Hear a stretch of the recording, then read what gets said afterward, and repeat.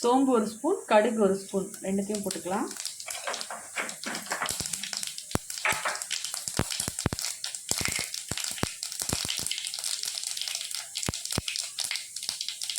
கால் spoon சீரகம் போட்டுக்கலாம்.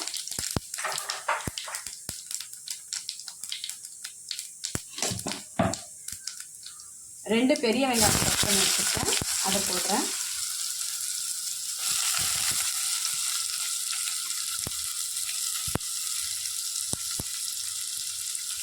நல்லா வதக்குங்க. வெங்காயம் நல்லா புரிஞ்சுருவா வதங்கட்டும்.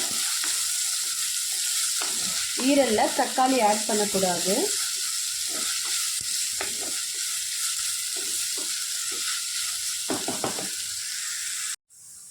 வெங்காயம் கொஞ்சம் வதங்கிருக்கு. இப்போ இடித்து வச்ச ஒரு துண்டு இஞ்சி, 10 பல்லு பூண்டு போடுறேன்.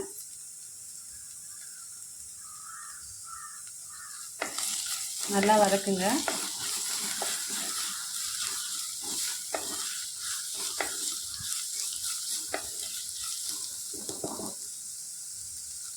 நல்லா வதங்கிடுச்சு. இப்போ ஈரலை நான் கொஞ்சம் மஞ்சத்தூள், கொஞ்சம் உப்பு போட்டு ஒரு 2 டைம் வாஷ் பண்ணி வச்சுருக்கேன். இப்போ இதை ஆட் பண்ணிக்கிறேன்.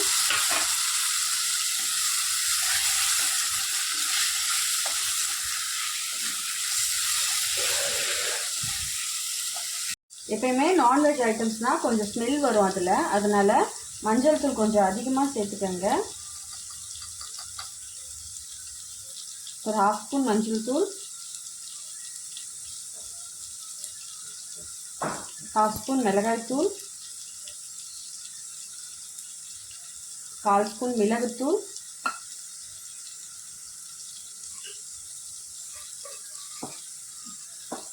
1 ஸ்பூன் தனியாத்தூள் எல்லாமே சேர்த்து நல்லா மிக்ஸ் பண்ணி விடுங்க.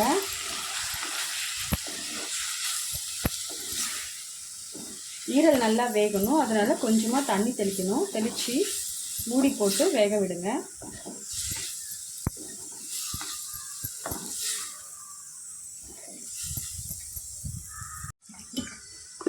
இப்போ போட்ட எல்லாமே ஈரலோட ஒன்றா சேர்ந்துருக்கு. இப்போ கட் பண்ணி வச்சுருக்கேன் கொஞ்சம் கொத்தமல்லி, கருவேப்பிலை, இதையும் சேர்த்து நல்லா மிக்ஸ் பண்ணி ஒரு 20 நிமிஷம் மூடி போட்டு வேக விடுங்க. நல்லா